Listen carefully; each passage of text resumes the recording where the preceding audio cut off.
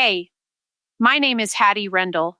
I'm 51 years old and I live alone at the top of Quarry Hill Road, 4 miles outside Cold Spring, Wisconsin. And last February, a debt I had no way to pay was going to take the farm my husband and I spent 30 years building out of nothing. It isn't grand. 60 acres of pasture and stone, a small dairy herd. An apple orchard my Tom planted the spring we married, and a fieldstone house his grandfather laid up by hand 100 years back. There's a deep porch across the front of it, and on the corner post hangs a squat brass ship's lantern that Tom carried home from the Great Lakes the year he quit the boats, and I've lit it every night since he died. Habit, I called it. If you'd told me last winter that a wedding coat was about to save this place, and that the worst blizzard in 40 years was already walking the rest of my life up the hill toward my door, I'd have said grief had finally cracked me open. But that is exactly the way it happened. Every word of this is how it happened. People in Cold Spring are kind to my face and careful behind me. They call me the Rendell widow, and some of the younger ones call me the woman who wouldn't sell. Because for 3 years now, a man has been offering money for my hill and I have kept saying no. Tom died 4 winters ago, in the barn, on a bright cold morning, with a hay fork still in his hand and his heart just stopped. We never had children who lived. There was a boy, once, who came too early and stayed 2 days, and after that the Lord closed that door. And Tom and I made our peace with a quiet house and each other. When he went, the quiet came back, and it did not leave. I milked, I mended, I put up preserves nobody but me would eat, I lit his lantern, and I slept in a bed that had gotten too wide, in a house so still I could hear the clock in the parlor measuring out what was left of me. The trouble with the money came the way trouble always comes on a farm, sideways and all at once. The hay barn roof went in a March windstorm, and a barn with no roof in Wisconsin is a barn full of ruined hay by June, so I borrowed against the land to rebuild it. $4,000 from the bank in Cold Spring, due in full at the end of this coming February. I had a milk check and an egg route, and a garden, and no arithmetic I could do at the kitchen table that ever reached $4,000. Some nights I sat with Tom's ledger and my reading glasses and just looked at the figure until it stopped meaning anything. The knock came on a Tuesday night in the middle of February. 8:30, the thermometer on the porch reading 19 below, and a blizzard coming down so thick the barn light was only a smear of yellow across the yard. Boone heard it before I did. He's my herd dog, a big, shaggy brown fellow going stiff in the hips now, mostly deaf, and he came up off the hearth rug with his hackles lifting and pointed himself at the door. I hadn't heard a motor, and on Quarry Hill Road in still air you can hear a truck downshift a mile off.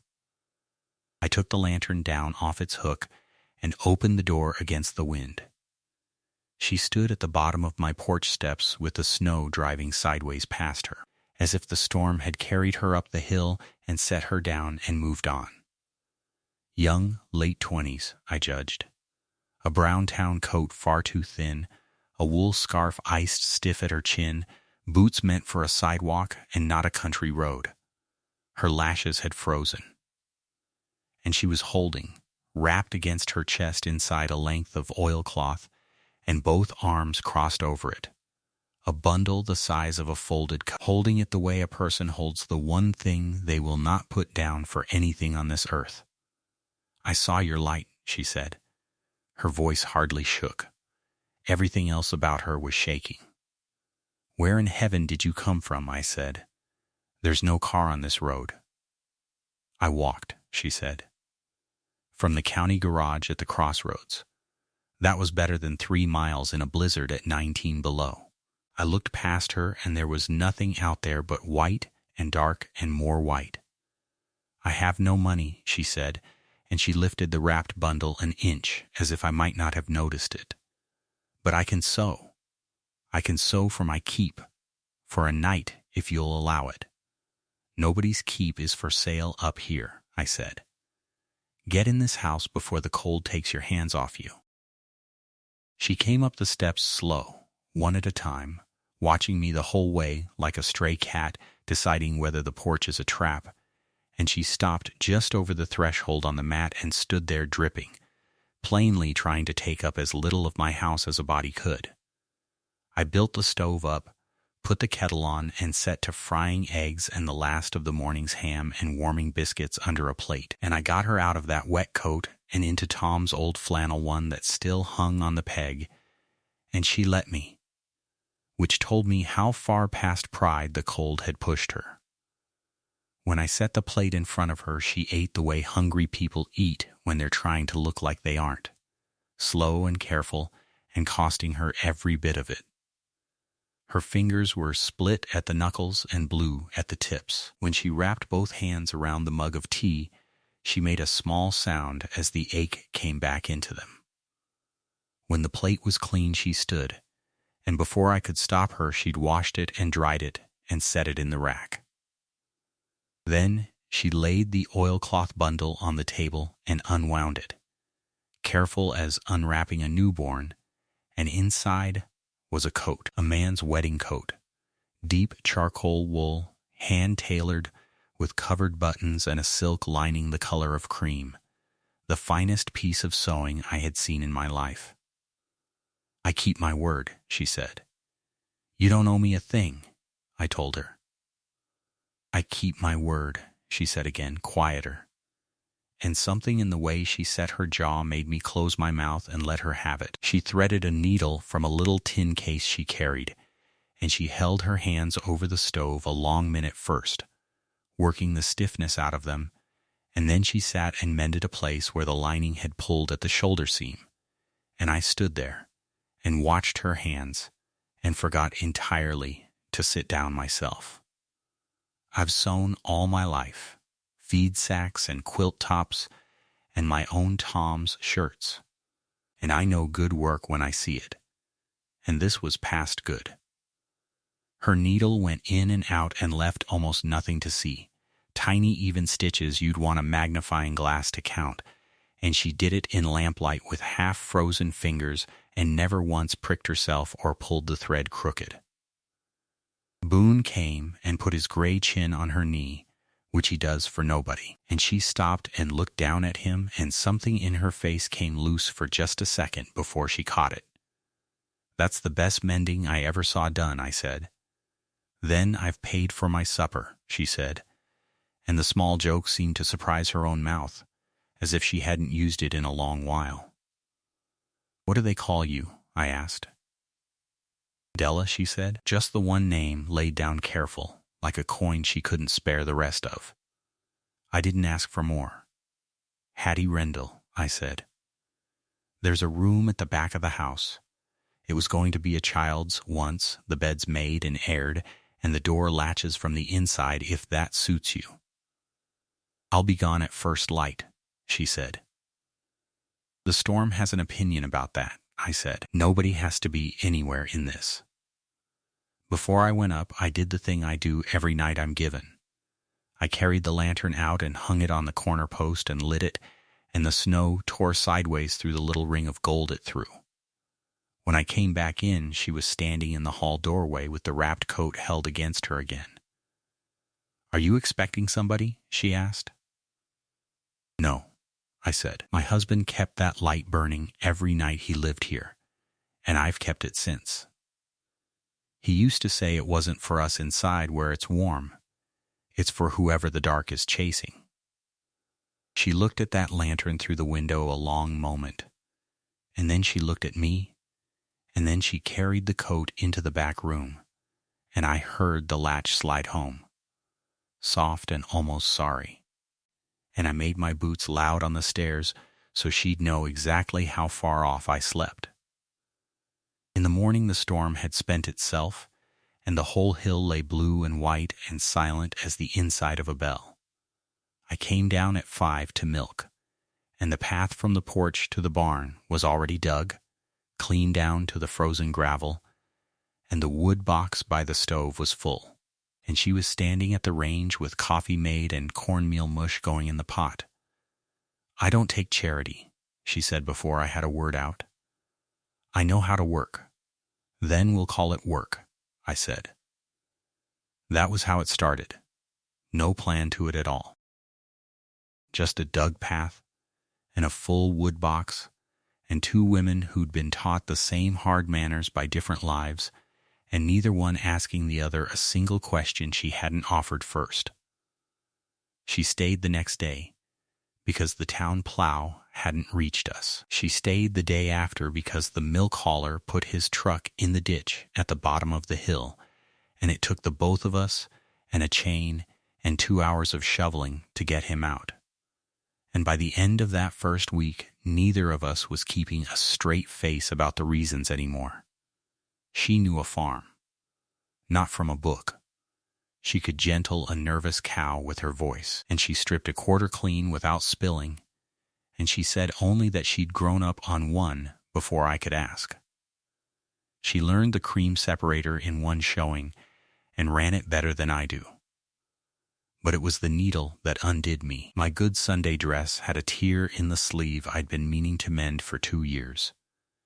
And one evening she took it up without being asked and made it whole so you'd never find the place.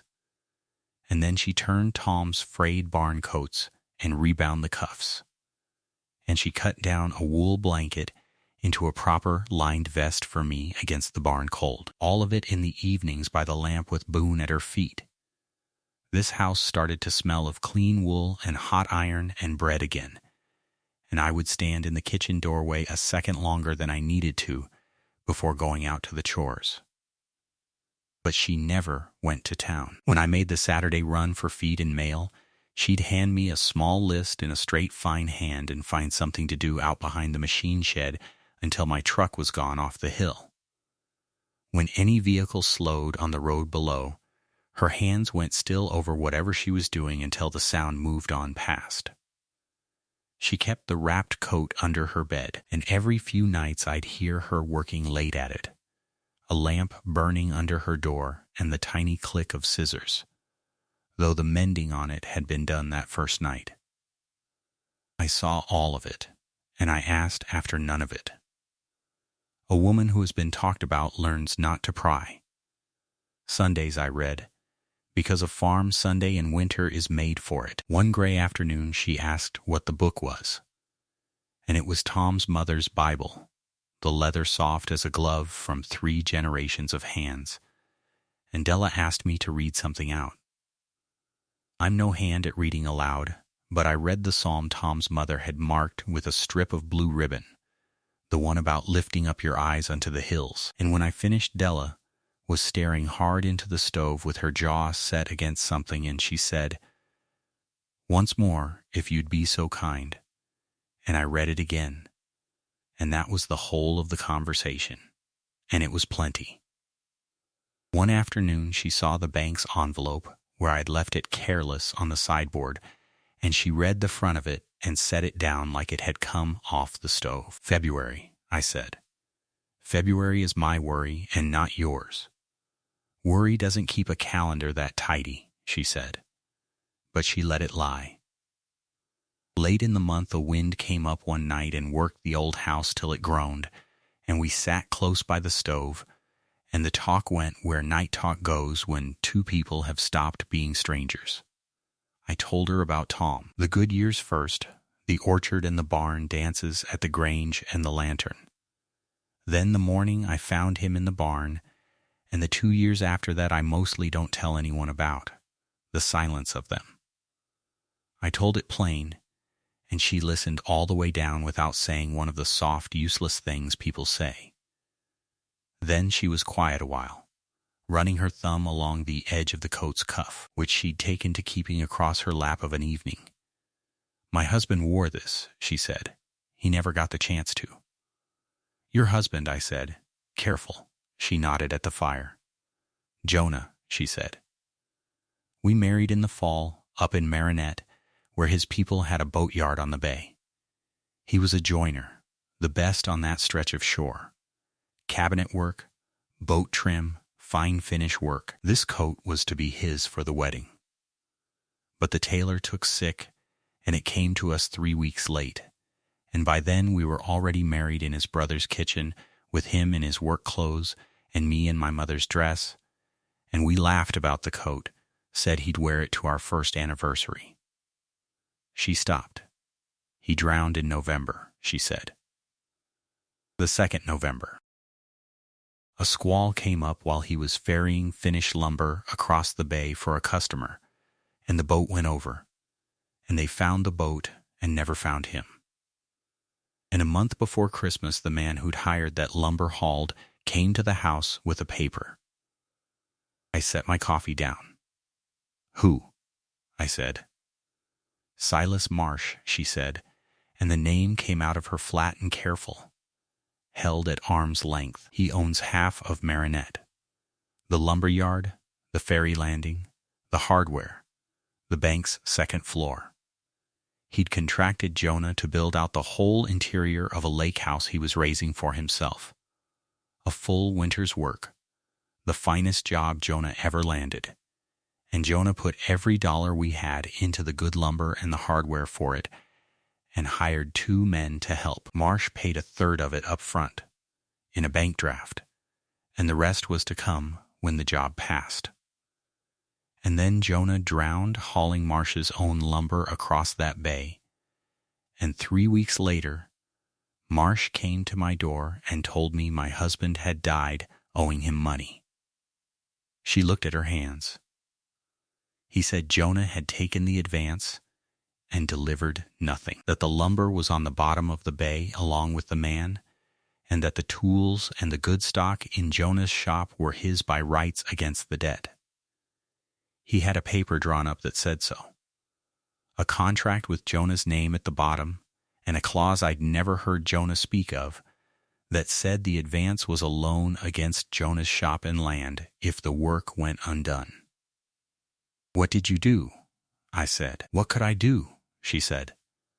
I was a widow of 6 weeks, and I had no husband and no lawyer and a paper with Jonah's name on it. His brother had gone to the Upper Peninsula for work. I signed away the shop and the tools to make the man go, and I took what I could carry.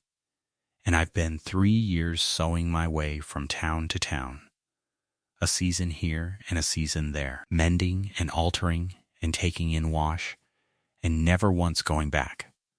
I kept the coat, because he never got to wear it, and it was the last thing his hands and mine both touched. We neither of us finished the cuff buttons the tailor left off. We were going to do it together. Every piece of him I have left, she said, is folded up in that oilcloth.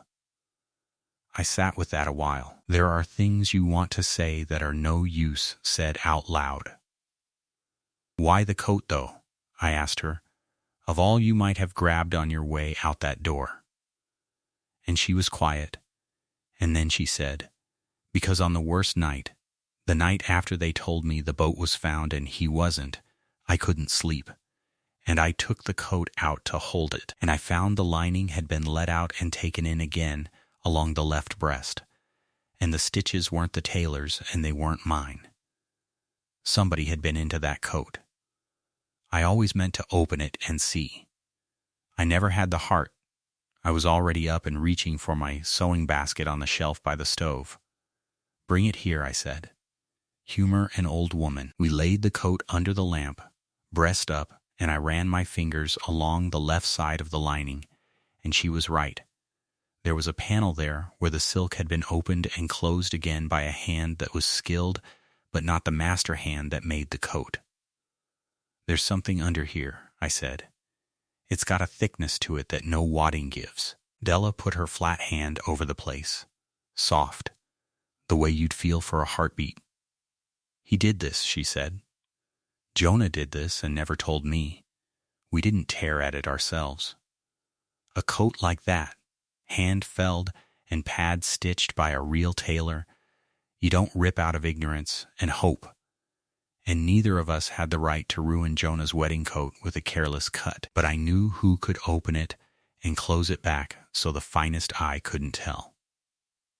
Orla Bergman, down in Cold Spring, 79 years old, who'd been the seamstress and tailor for that whole end of the county for 50 years before her eyes gave out for close work, and still could do more with a needle half-blind than most could do young. Everybody who ever needed a wedding gown or a burial suit between the Wisconsin and the Rock had gone to Orla, and Orla, it turned out when I telephoned her, had known Jonah Vale's tailor and his whole trade by reputation up north. Thursday we milked early and drove down through the hard, bright cold with the coat folded in a clean sheet on the seat between us. Orla took one look at the make of it and went still. "That's North Shore tailoring," she said. "Marinette or Menominee. I know the hand."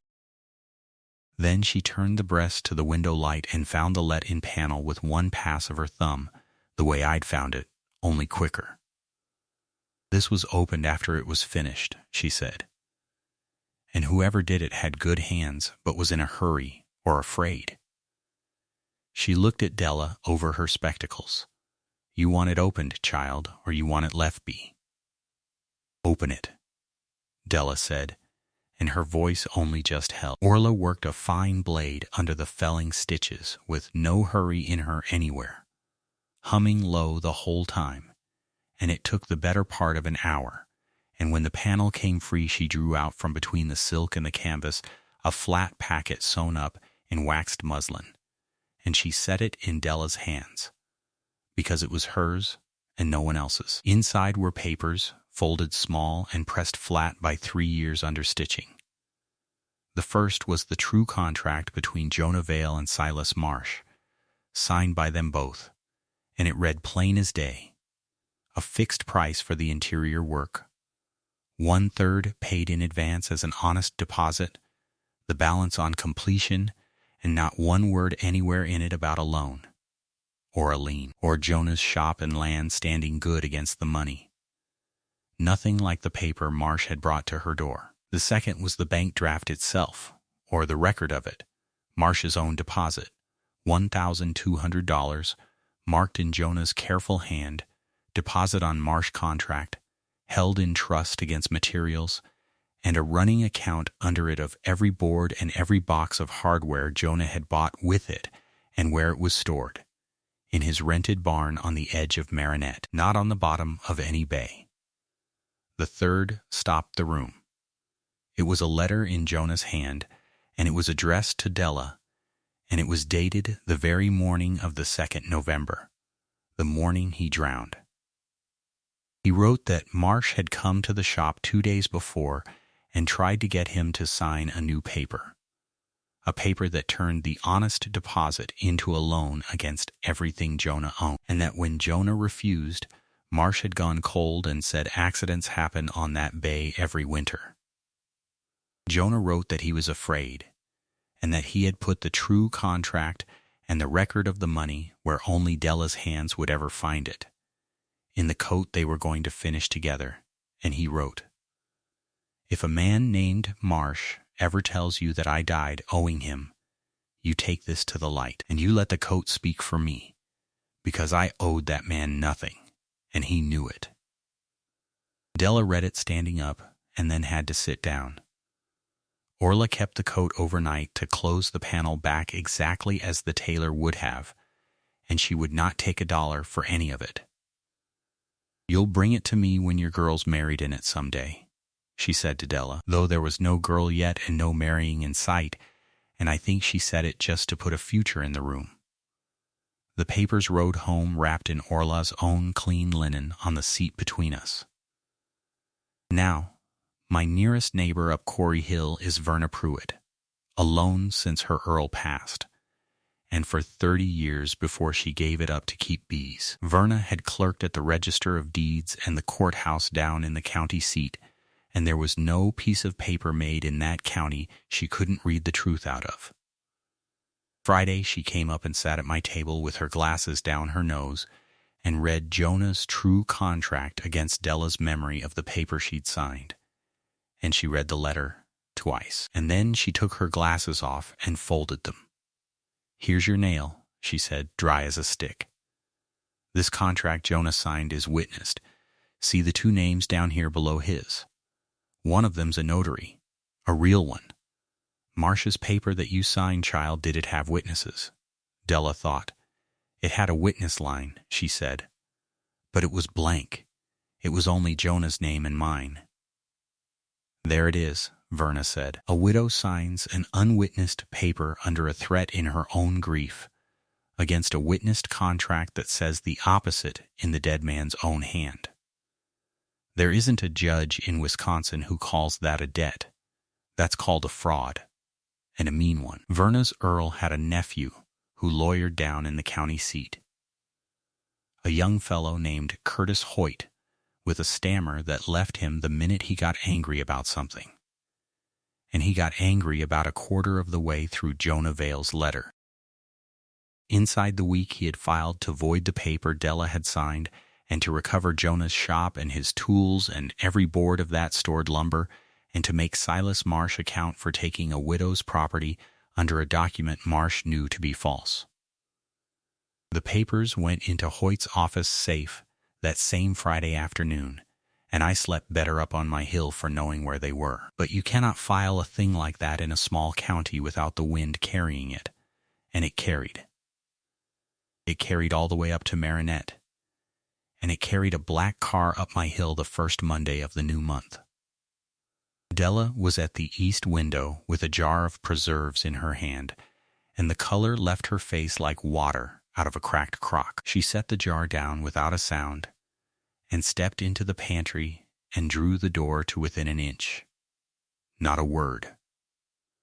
I went out and shut the house door behind me and stood at the top of my steps, and the man who climbed out of that car took his time coming up the walk, looking over my barn and my orchard and my fence lines with the eyes of a man pricing what isn't his. 60, near enough, heavy through the shoulders, silver hair combed back hard, a long gray overcoat with a fur collar, and gloves the color of butter that had never touched a cow. "Mrs. Rendell," he said. "Silas Marsh." "I know your name," I said. "Then we can skip the pleasantries." He set one polished shoe on my bottom step. "I'll be brief. There's a young woman I've been trying to help for 3 years now. Jonah Vale's widow. Della, a troubled girl, unwell in her mind since her husband's misfortune, wandering the state, and I'm sorry to say a thief.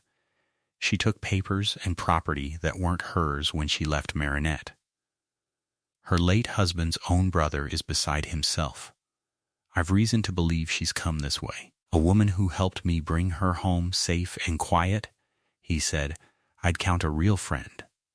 And I'm a generous friend, Mrs. Rendell. I hear you've a note at the Cold Spring Bank. A note like that could just go away for a friend." "It's a wide county," I said, "and a lot of roads." "There are," he said. He took his shoe off my step and straightened his glove, and got most of the way back to his car before he stopped, like a man recalling a trifle. "Curious thing," he said, "sound over snow. My driver says folks in your town mention there's fine sewing being done up on this hill of late. A real needlewoman, they say. Pretty work." He touched the brim of his hat. "You have a good winter, Mrs. Rendell," and he backed his car down my hill slow, the way a man leaves a thing he already believes he owns. I found her sitting on the pantry floor in the dark, with her knees drawn up and both hands pressed over her mouth. I got down to her level on my old knees and stayed there until she could look at me. "He's here," she said. "He's here, and he'll say I'm mad, and he'll say I stole, and they'll believe him because they always believe him. Then we'll make them read the letter," I said. "Your Jonah wrote it for exactly this Tuesday. He knew this man better than we do. You are not going to face him alone. You hear me?" 2 nights after that, Boone came up off the hearth at 2 in the morning with a roar I hadn't heard out of him since he was young, and by the time I got down the stairs with the lantern there was nothing in the yard but cold and a single line of fresh boot prints. Morning showed the rest. A pane popped out of the machine shed window and the door of it standing open, and smooth, soled town boots printed in the snow, no kind of boot a farmer wears in February. But they'd gotten nothing. The papers were in a lawyer's safe 40 miles off, and the coat had slept folded under my own bed since Orla closed it up. After that night, though, Della stopped keeping the coat in her room. She kept it on the kitchen chair beside her at every meal, wrapped in its oilcloth, like a guest we'd both stopped apologizing for. The next evening I found her out on the porch in Tom's old coat, under the lit lantern, looking down the black hill toward the road. "I keep dragging trouble up your steps," she said. "Trouble was already on the road," I said. "You just beat it to my door." She almost smiled. "When this is finished," she said, "whichever way it falls, I won't hang on you like a debt owed. I can find sewing anywhere. There's talk of a dress shop in Cold Spring wanting a hand." "Stay past the thaw," I said. It came out plain, with nothing dressed on it, because I'd been carrying it a fortnight and it walked out on its own. This house was a child's room short of full once. It's a woman short of full now. She turned and looked at me a long moment under the lantern light, and then she put her cold hand over mine on the rail and left it there, and neither of us said the rest, because the rest was understood, and understood is enough. The hearing came on the last Wednesday of February, 3 days before my banknote fell due, in the county courthouse down at the seat, and the benches filled. Verna in the front row, in her good coat. Orla Bergman, who'd driven down with her granddaughter and brought the coat folded in linen in case the court wanted to see the tailoring with its own eyes. Half a dozen folks from Cold Spring I'd have sworn didn't know my Christian name. And a stranger in the third row, a lean, weathered man in a mackinaw who kept his hat in his hands, and I didn't know him, but Della went white when she saw him, and then she went still, and I understood it was Jonah's brother, come down from the Upper Peninsula, though I didn't yet know which way he'd come to lean. Marsh's lawyer was a smooth man down from the city who talked with his hands turned up like he was handing you a gift. He called it a sad story built on a sick woman's fancy. He said the widow had signed a plain paper acknowledging a debt of her own free hand and had then run off with property to spin a tale about it after. Curtis Hoyt's stammer was gone the second he stood up.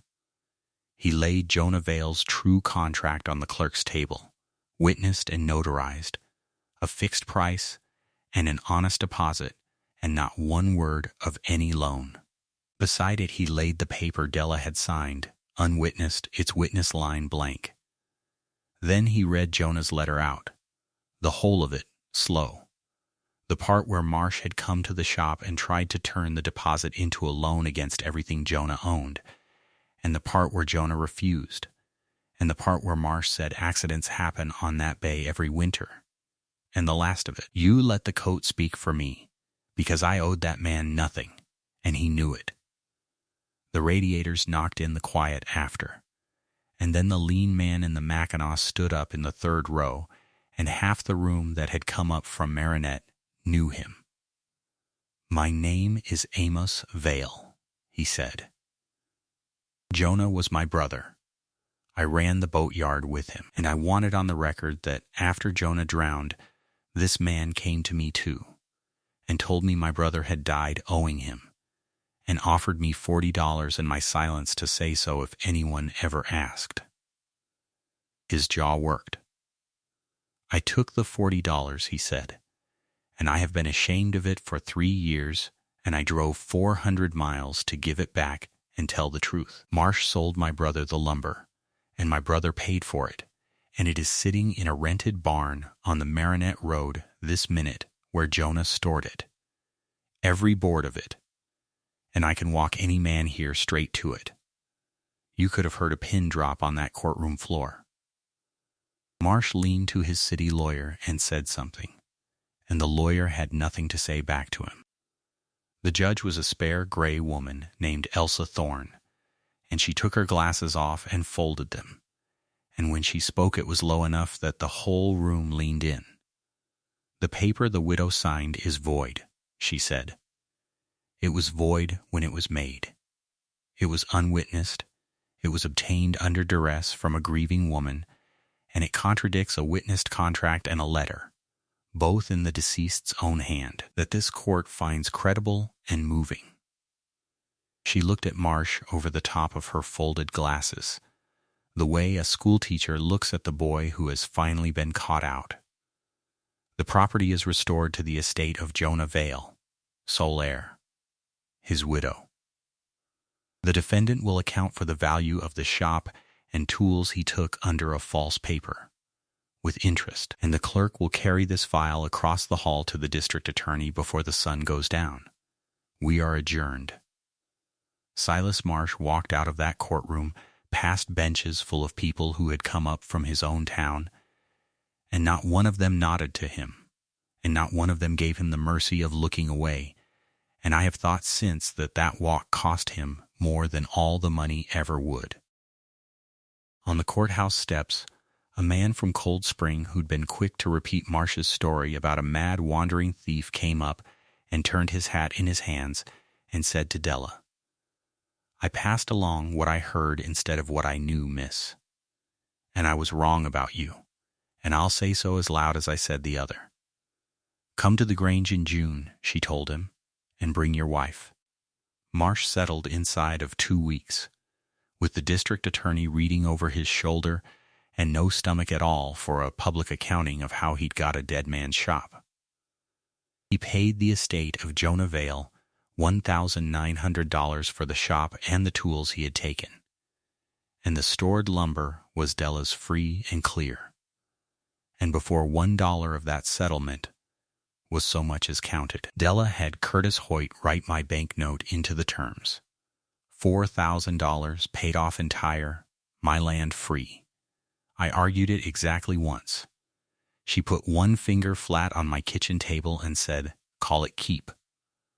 For a winter of suppers and a bed that latched. I let it be.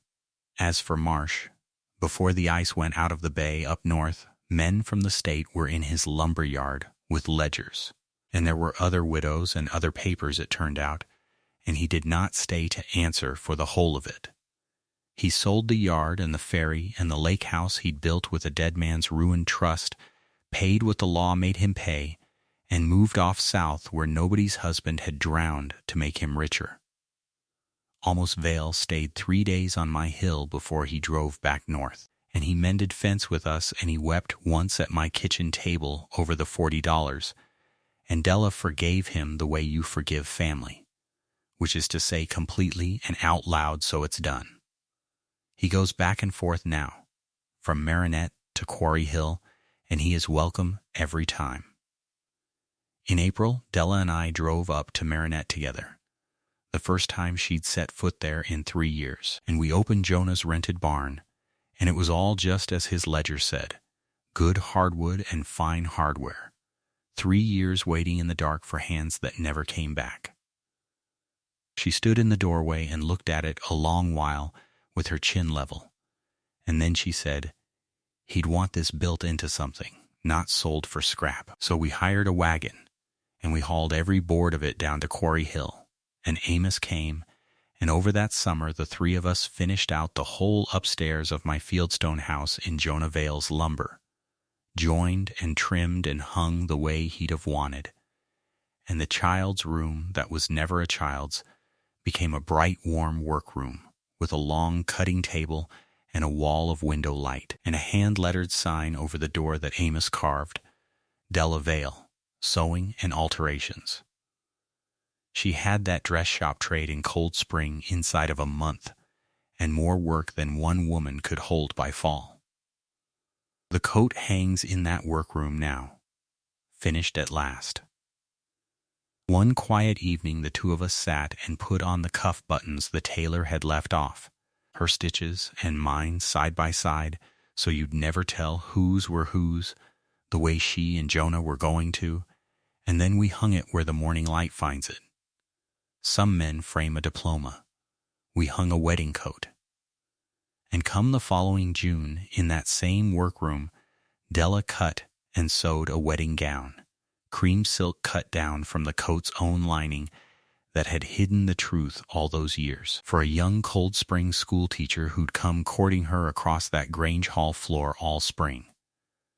And Della was married in it under my yard apple tree with Amos to give her away. And Orla Bergman, 79 years old and half blind, wept the whole ceremony and swore she'd never seen finer sewing.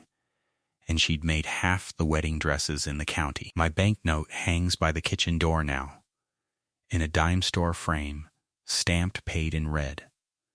Boone has the hearth.